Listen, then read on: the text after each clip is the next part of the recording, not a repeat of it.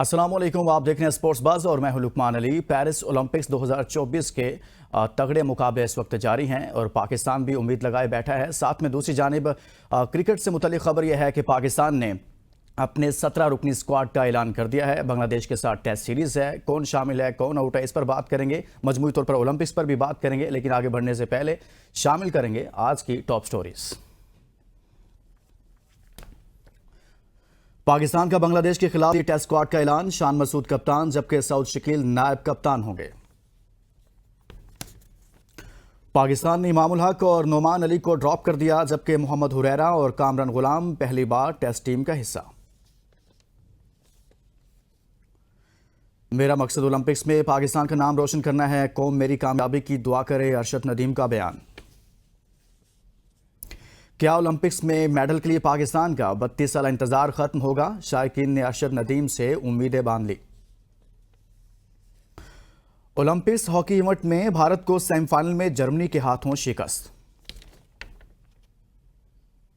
भारतीय खातून wrestler Venus Phogat Paris Olympics में final से चंद घंटे कबल वजन के म्यार पर पूरा ना उतरने की वजह से बाहर कर दिया गया। पेरिस ओलंपिक्स में दिलचस्प मुकाबलों का सिलसिला जारी, अमेरिका पहले, चीन दूसरे और ऑस्ट्रेलिया तीसरे नंबर पर।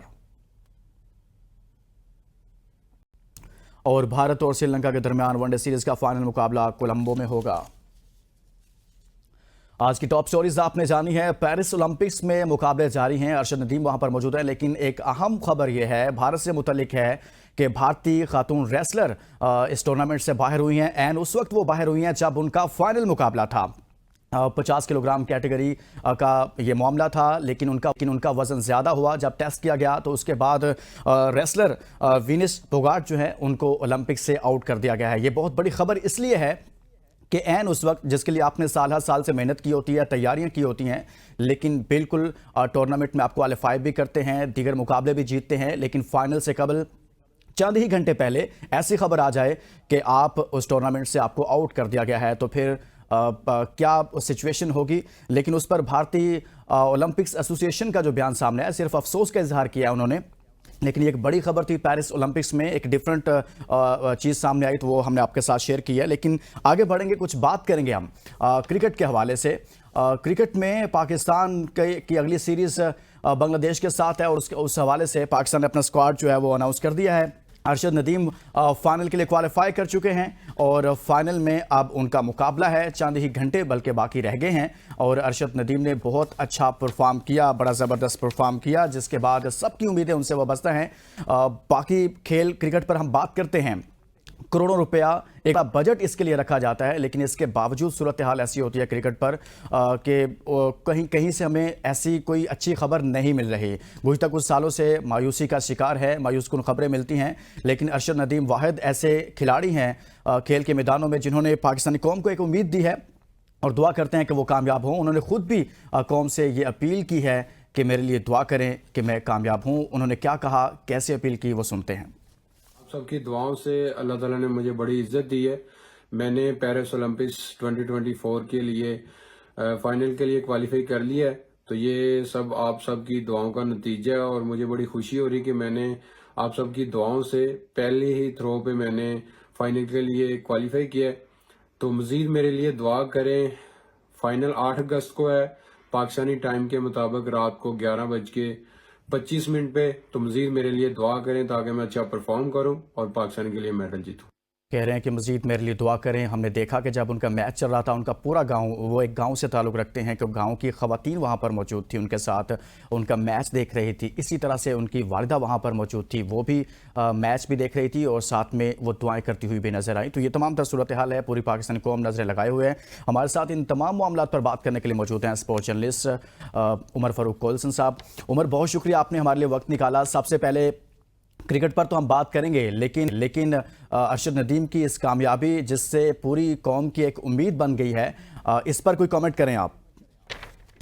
देखिए, काफी सिग्निफिकेंट किस्म की डेवलपमेंट है स्पोर्ट्स की इंडस्ट्री में पाकिस्तान को लेके, और हमें एक ही एथलीट से होप थी जो अरशद नदीम है, और आपने काफी अच्छे तरीके से उनका इंट्रोडक्शन भी करवाया और उन्होंने काफी होप भी दी पाकिस्तान कौम को।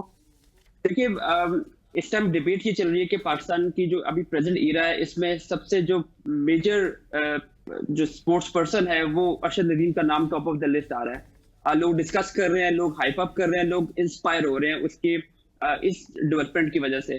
तो I think hats off to him, उसने कौम को एक रीजन दिया, नेशन को एक रीजन दिया खुश होने का। आप एक फाइनल राउंड में आप क्वालिफाई कर गए हैं, जबकि बाकी जो आपके एथलीट थे वो कुछ लोग वाइल्ड कार्ड पे एंट्री हुई थी, कुछ लोग बिलो पार रहे। वो जो हम उम्मीद कर रहे थे वो उस तरह परफॉर्म नहीं कर पाए। आई थिंक अरशद नदीम वो द वाहिद एक एथलीट है पाकिस्तान का जिस पे लोग आंखें बंद करके यकीन करते हैं। तो I think we are happy, we are hopeful कि वो डिफरेंस क्रिएट करें, फाइनल में क्वालिफाई करना, फाइनल राउंड के लिए क्वालिफाई करना जहां पे दुनिया के बेस्ट एथलीट्स वहां पे स्टैंड इन कर रहे हैं। तो I think hats off to him. और हम उम्मीद करते हैं कि वो ये टूर्नामेंट, आई मीन जो ओलंपिक्स का गोल्ड मेडल है वो जीते। आया गोल्ड मेडल जीते भी ना, लेकिन एटलीस्ट उन्होंने क्वालिफाई किया। 3 आपका ऑप्शन है, ब्रॉन्ज की बात करें, सिल्वर की बात करें, लेकिन रिगार्डलेस ऑफ जो हमारे यहाँ लिमिटेशन है स्पोर्ट्स इंडस्ट्री में, हमारे यहाँ पे फेडरेशन फॉलो अप नहीं करती, सपोर्ट नहीं करती, जो आपका बजट्स होते हैं वो वापस कर दिए जाते हैं, वो स्पोर्ट्स पर्स में लगते नहीं है। तो इन तमाम चैलेंजेस के बावजूद अगर वो फाइनल राउंड में जाता है तो I think hats off to him. और वी आर होपफुल कि वो लोग ये सोच रहे होते हैं कि ब्रॉन्ज मेडल, सिल्वर, हम गोल्ड की तरफ मैं सोचता हूँ कि I think we should hope, अगर हमने होप रखनी है तो हम ज्यादा रखें होप। तो वी होप कि वो गोल्ड जीत के आए और हमारी कौम को जो काफी अरसे से डिसअपॉइंट हुई है क्रिकेट को लेके, वो वापस जो है उनका फोकस कहीं और शिफ्ट हो। उमर, इस पर थोड़ी सी और बात करते हैं। ये मामला अरशद नदीम से मुतालिक है, लेकिन हम माजी में देखते थे पाकिस्तान इंडिया का मैच होता था, क्रिकेट मैच होता था, लोग टेलीविजन स्क्रीन्स के सामने बैठते थे, पहले इंतज़ार करते थे, पहले से एक डिबेट बनी होती थी और इतना ज़्यादा उस चीज़ में एक हाइप होती थी। और ये मामला बड़े लंबे अरसे के बाद हमें देखने में आया कि किसी और गेम में भी पाकिस्तानी कौम इतना ज़्यादा इंटरेस्ट शो कर रही है। उसकी वजह यह है कि बाकी जगहों से हमें मायूस कुन खबरें मिलती हैं। वो हॉकी हो, हॉकी का अंदाज़ा करें कि वो क्वालिफाई ही नहीं कर पा रहे कई सालों से ओलंपिक्स के लिए, और क्रिकेट में भी हमारी परफॉर्मेंसेज ऐसी ही आ रही हैं। तो ये एक चीज़ तो है कि हम स्पोर्ट्स से प्यार करने वाली नेशंस हैं, देखना चाहते हैं अपने खेल के मैदानों में अपने खिलाड़ियों को वो खेलते हुए और वो जीतते हुए नजर आए। देखिए, जो जीत है ना, जो विक्ट्री है, वो सबको पसंद होती है, हारना किसी को पसंद नहीं होता। तो हम काफी अरसे से हमारे कंट्री की, हमारे मुल्क की हालात देख लें, हम हर फ्रंट के ऊपर हार रहे हैं। क्रिकेट हमारी मोस्ट पॉपुलर गेम है पाकिस्तान की, हम उसमें काफी कंसिस्टेंटली हम लोग अच्छा नहीं कर पा रहे, जो कि हम एक गेम से उम्मीद लगा के बैठे होते हैं। तो ये उम्मीद की बात है, ये डायरेक्शन की बात है, जहां से आपको होप मिलती है, जहां से आपको उम्मीद मिलती है कि हम यहाँ जीतेंगे। देखिए, जीतने के बाद आपका एक बंदा जो गेम नहीं भी खेलता, एक बंदा जिसका कोई ताल्लुक नहीं है दूर दूर से, वो भी इस चीज को फॉलो करे। जैसे आपने बताया ना, लोग इसके साथ जुड़े हुए हैं, लोग इसको देखना चाह रहे हैं। देखिए, लोग अरशद नदीम के साथ अपनी जीत को रिलेट कर रहे हैं, अपनी जीत को फील करना चाह रहे हैं। तो आई थिंक वो जीत वाला जो फैक्टर है, और स्पोर्ट्स जो है दुनिया में किसी भी कंट्री की बात करें, आया यूएस की बात करें, चाइना की बात करें, इंडिया की बात करें, और पाकिस्तान भी ज़ाहिर है स्पोर्ट्स में कहीं ना कहीं स्टैंड तो कर रहा होता है। स्पोर्ट्स एक वाहिद एक मीन है किसी कंट्री के लिए जो आपको इंस्पायर कर रहा होता है, जो आपको खुशी दे रहा होता है, जिससे आपको बैठ के, हालांकि ऐसे बहुत से लोग हैं जिनको शायद आज से पहले जेवलिन थ्रो का मालूम भी नहीं होगा कि यार ये गेम किस तरह खेली जाती है, क्या, लेकिन चूंकि वो ये देखते हैं कि हम इससे जीत पाएंगे, वो सिर्फ अरशद नदीम की जीत नहीं होगी, वो उन जो देखने वाला बंदा है वो फील करेगा कि हम जीत रहे हैं। अगर जैसे हम क्रिकेट की बात करें, क्रिकेट हमारे यहाँ पे बहुत पॉपुलर गेम है, सारा फोकस उसकी तरफ शिफ्ट होता है, आए वो बिजनेस इंडस्ट्री हो, कॉर्पोरेट इदारे हो, स्पॉन्सरशिप हो, टीवी चैनल्स पे कवरेज की बात हो, सोशल मीडिया पे कवरेज की बात हो। क्रिकेट जो है वो काफी ज्यादा लंबा एक लेवरेज लेती है, एक प्रेसिडेंस लेती है, एक काफी ज्यादा हेडलाइन का टाइम लेती है। तो लोगों की वहां से जो मायूस कुन जो उनकी जो है ना, जो होप्स है, वो आई थिंक वो इसमें अरशद नदीम में ढूंढने की कोशिश कर रहे हैं लोग, क्योंकि लोग जीतना चाहते हैं, लोग जीतने की खुशी को फील करना चाहते हैं।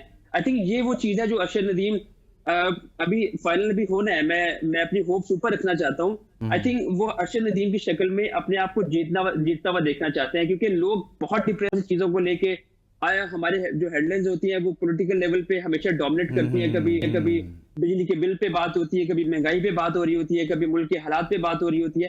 तो आई थिंक कहीं ना कहीं से वो कहते हैं ठंडी हवा नहीं आ रही होती। तो आई थिंक अरशद नदीम एक ठंडी हवा है जो बेसिकली लोग लेना चाह रहे हैं, कि उसकी जीत का मजा लेना चाह रहे हैं। जीतेगा वो जरूर, लेकिन जो आपकी 24 करोड़ आवाम है वो जीतेगी उसके साथ। बिल्कुल सही बात की आपने कि सबकी उम्मीदें हैं और हम सब दुआ गो हैं। जिस तरह से उसने भी कहा कि सब लोग दुआ करें कि वो कामयाब हों, और जिस तरह उमर बात कर रहे हैं कि थोड़ी मायूसी है, थोड़े ऐसे हालात हैं, मामलात ऐसे हैं, तो सब लोग ही उस जीत को सेलिब्रेट भी करेंगे। उमर, अब हम बढ़ते हैं क्रिकेट की जानिब। पाकिस्तान ने बांग्लादेश के खिलाफ अपने स्क्वाड का ऐलान कर दिया है, 17 रुकनी स्क्वाड का, और दूसरी जानिब वकार यूनुस, उनकी एक लंबे अरसे के बाद दोबारा से सेटअप में वापसी हुई है और उस पर हम बात करेंगे। सबसे पहले तो स्क्वाड जो अनाउंस किया 17 रुकनी, बाज़ हल्के ये आवाज़ें उठा रहे हैं कि इस स्क्वाड में वो लड़के जो कई सालों से साथ चलते आ रहे थे उनको ड्रॉप कर दिया गया है। आई थिंक आपका इशारा इमाम की तरफ है। देखिए, इमाम के नंबर्स की बात करें तो उनका जो नंबर्स का रिकॉर्ड है, उनके जो नंबर ऑफ रन्स हैं, जो एवरेज वो मेंटेन करते हुए आ रहे हैं, वो रिकॉर्ड उनसे कोई लेने वाला नहीं है। वो अपनी जगह मौजूद है और वो उसको सेलिब्रेट भी करते हैं, उसको देख के खुशी भी होती है। लेकिन देखिए, सिर्फ नंबर्स की बेस पे सिलेक्शन करना आजकल की मॉडर्न डे क्रिकेट में और भी बहुत चीजें रिक्वायर की जा रही होती है कि आपके जो नंबर ऑफ रन्स आप कर रहे हैं, आपके जो स्कोरिंग रेट है, आपका जो इम्पैक्ट है आपकी टीम के ऊपर और आपकी टीम की विक्ट्री के ऊपर, वो कितना इंपॉर्टेंट है, वो कितना असरअंदाज हो रहा है। आप एक T20 फॉर्मेट में आप एक वर्ड सुनते होंगे बार बार, इम्पैक्ट प्लेयर। आपको 2023 के वर्ल्ड कप की याद होगी जिसमें बांग्लादेश के अगेंस्ट फखर जमान ने जिस तरीके से इनिंग खेली। आपको इनिंग याद होगी न्यूजीलैंड के अगेंस्ट जो फखर जमान ने 400 रन चेस करते हुए उन्होंने इनिंग खेली थी। वो बारिश हुई, पाकिस्तान इवेंचुअली वो मैच जीत गया, लेकिन अगर बारिश ना भी होती तो पाकिस्तान जिस तरीके से अपनी इनिंग को एग्जीक्यूट कर रहा था, वो पाकिस्तान जीतने की तरफ जा रहा था। देखिए, मॉडर्न डे क्रिकेट में ये बहुत इंपॉर्टेंट चीज है कि एक प्लेयर का contribution in the winning ratio और इन टुवर्ड्स आपकी जो गेम की डायरेक्शन है वो कहाँ लेके जा रही होती है। तो आई थिंक इमाम पे बहुत अरसे से ये क्वेश्चन रेज किया जा रहा था कि क्या उनको अपनी गेम का जो कंट्रोल है, अक्सर एक बात की जाती थी कि सेल्फलेस होके खेलना पड़ता है आपको। अब क्या इमाम वो कंट्रीब्यूट कर पा रहे थे उस तरह? यस, उनके अपने रन हो रहे थे, वो अपनी जो उनकी जो एवरेज है उसको मेंटेन कर रहे थे। बट प्रॉब्लम यहाँ पे ये आ रही थी, जो डिस्कशन भी हमारे कोचेस के साथ हुई, सिलेक्टर्स के साथ हुई, जो नॉर्मल डिबेट भी होती है, इमाम पे हमेशा एक क्वेश्चन रेज हुआ करता था कि इमाम की इनिंग्स इंपैक्टफुल नहीं होती। क्या आप इमाम पे रिलाई कर सकते हैं पूरे मैच को लेके? लेट से अगर नो आउट हो गया और इमाम अकेला खड़ा है, कि आपको इमाम मैच जिताएगा? आई थिंक ये वो फैक्टर होते हैं जो बड़े हार्ड क्वेश्चंस होते हैं, जो ये लोग डिस्कस कर रहे होते हैं कि क्या हमारे प्लेयर्स इंपैक्ट प्लेयर है। T20 फॉर्मेट को छोड़े, आजकल टेस्ट क्रिकेट जो है वो काफी मॉडर्न डे क्रिकेट में एंटर हो चुकी हुई है। यहाँ पे 4-4 दिन में फैसले आ जाते हैं और अब ड्रॉ का कॉन्सेप्ट खत्म होता जा रहा है टेस्ट क्रिकेट में, बल्कि ऑलमोस्ट खत्म हो गया। पिछले 1 साल में जितने टेस्ट मैचेस हुए हैं उनमें एक भी टेस्ट मैच ड्रॉ नहीं हुआ। तो इसका मतलब यही है कि आपकी जो टीम्स हैं वो विनिंग की तरफ जा रही होती हैं। वो अब टेस्ट क्रिकेट में ड्रॉ का कोई सोचता नहीं है। रोप क्रॉस करते हैं वो ये सोचते हुए आते हैं कि हमें ये गेम जीतना है। आप कह रहे हैं कि उनको काफी मौके दिए गए लेकिन वो इम्पैक्ट क्रिएट नहीं कर पाते थे गेम में, जिस तरह से आपने कुछ मिसालें भी दी हैं। उमर, एक ब्रेक के लिए कहा जा रहा है, ब्रेक से वापस आएंगे तो बात करेंगे। Stay with us.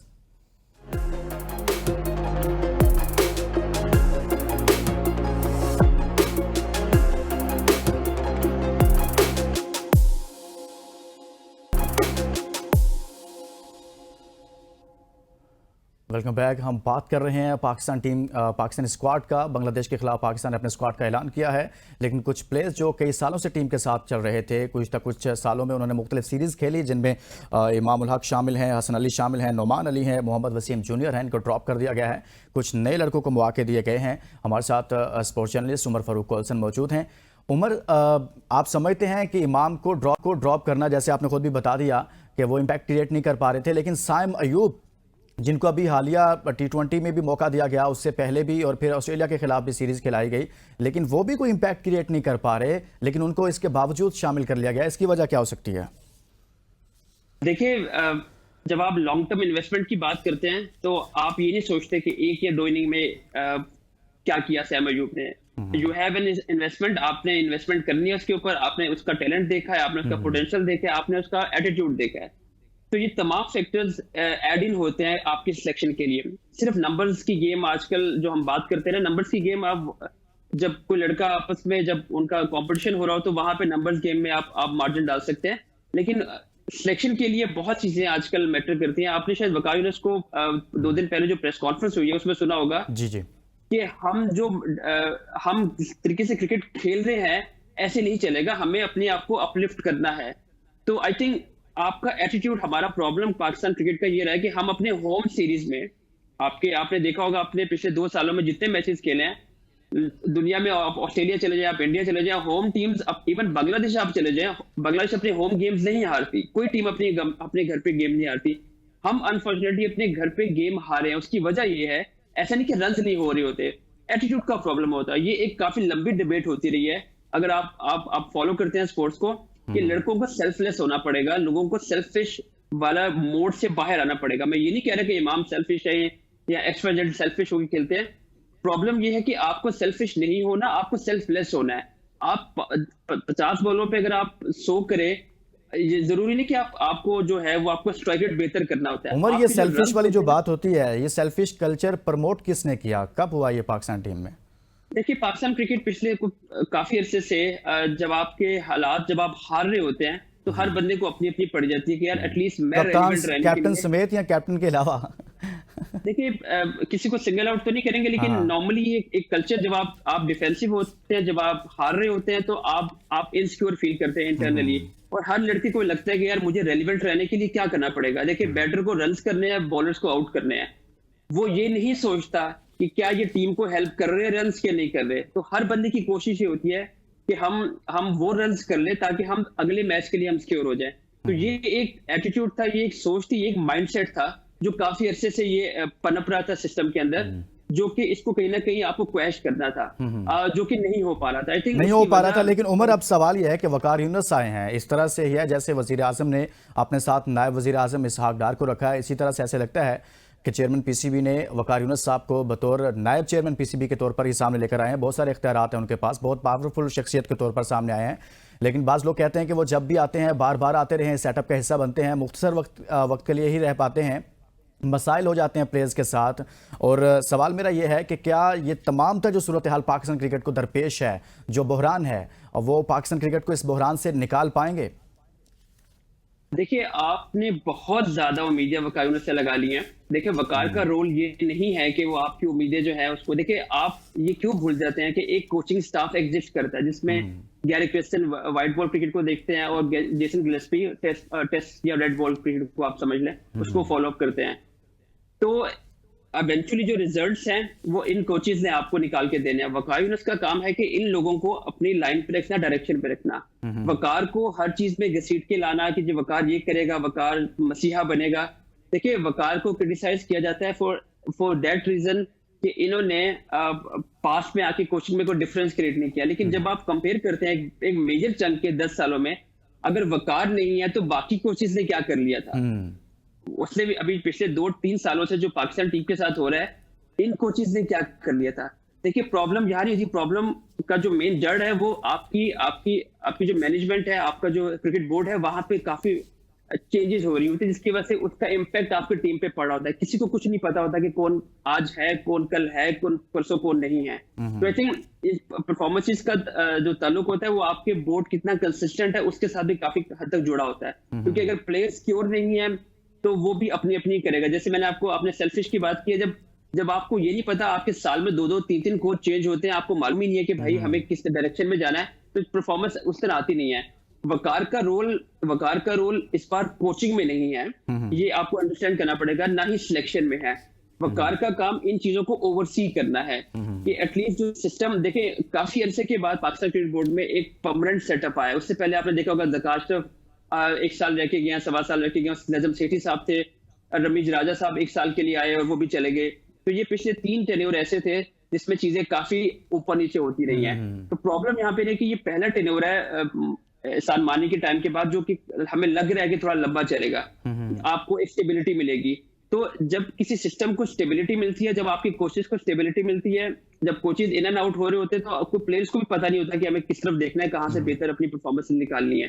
तो आई थिंक वकार का रोल बहुत इंपॉर्टेंट है बिल्कुल, लेकिन अगर आप ये कहिए कि सारा कुछ वकार यूनुस जो है वो करेंगे, तो ये थोड़ा सा अनफॉर्चुनेट है, ज्यादा उन पे लेकिन उमर burden डाल। आप बात ठीक करें, लेकिन एक तासुर ज़रूर मिलता है जब चेयरमैन पीसीबी साथ बैठाकर प्रेस कॉन्फ्रेंस करते हैं इस तरह से। तो फिर ऐसे लगता है कि चेयरमैन पीसीबी खुद तो आने वाले वक्त में किसी ऐसी सूरत हाल में जहां पे कोई परफॉर्मेंसेज ऐसी आई वो खुद तो बच जाएंगे, लेकिन फिर सारा मामला आगे चलकर वकार भाई पर आएगा। लेकिन थोड़ा आगे बढ़ते हैं। अभी जो उन्होंने बात की है नए फॉर्मेट की, चैंपियंस कप मुतारिफ करवा रहे हैं और कहा यह जा रहा है कि उन तमाम जो 5 टीमें बनेगी उन पर कोई साबिक प्लेयर्स होंगे, वो अटैच किए जाएंगे, साथ में सुपरवाइज करेंगे उनको। तो कौन कौन से प्लेयर्स वापस आ रहे हैं इस सेटअप में?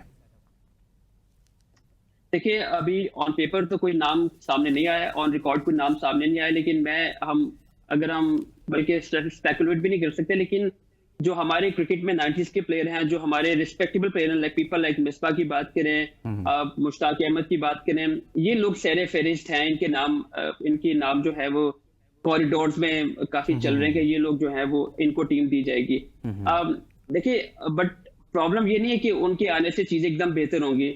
जब कोई सिस्टम में एक नया फ्रेमवर्क इंट्रोड्यूस करवाया जाता है तो उसको टाइम दिया जाता है। आप ये हरगिज उम्मीद ना कीजिएगा या कोई फैन या कोई प्लेयर या कोई सिस्टम में जो फॉर्मर प्लेयर जो हैं वो क्रिटिसाइज कर रहे होते हैं या गेम को एनालाइज कर रहे होते हैं, आप ये कभी ना सोचिएगा कि इस नए फॉर्मेट डोमेस्टिक का जो इंट्रोड्यूस करवाया जा रहा है 1 साल में या 2 साल में इसका कोई फल मिलना शुरू हो जाएगा। आपको कोई भी सिस्टम बुरा नहीं होता, उसको एक सर्टेन टाइम देना पड़ता है।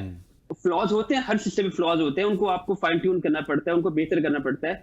लेकिन ये ऐसे जब सिस्टम आते हैं जैसे चैंपियंस कप, इसमें भी बहुत से फ्लॉज हैं कि आप नॉर्मली दुनिया में हर कंट्री जो है वो 4 से 5 महीने का उसका डोमेस्टिक सीजन होता है और हमने इसको एक्सटेंड करते हुए 11 महीने का कर दिया, जो कि बड़ी समझने से कासिर होगी था लंबा टेन्योर करने की क्या जरूरत है, बिकॉज ऐसे होता नहीं है। अगर फंडामेंटली हम देखें किसी डोमेस्टिक के फॉर्मेट को देखें, उसकी बुनियाद क्या होती है, उसका तरीकेकार होता है, उस तरीके का क्या होता है, उसको आई थिंक इसको इग्नोर किया गया है। बट अगेन बात अदाद-ओ-शुमार सामने रखते हैं पूरी कमेटी के और उसके बाद ही फैसला होता है। को टारगेट करना मुनासिब नहीं। उमर फारूक कोलसन स्पोर्ट्स जर्नलिस्ट हमारे साथ मौजूद थे। हमने ओलंपिक्स पर बात की, पाकिस्तान क्रिकेट के 17 रुकनी स्क्वाड पर बात की है। इसके साथ इजाज़त दीजिए। अपना बहुत सारा ख्याल रखिए। अल्लाह हाफिज़।